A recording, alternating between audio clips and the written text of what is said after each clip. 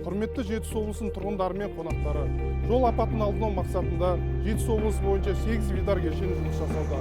Бүгінгі таңда Қорғау мобильді қосымша патрульдік полиция батальонының қызметкерлерімен қолданыла бастады.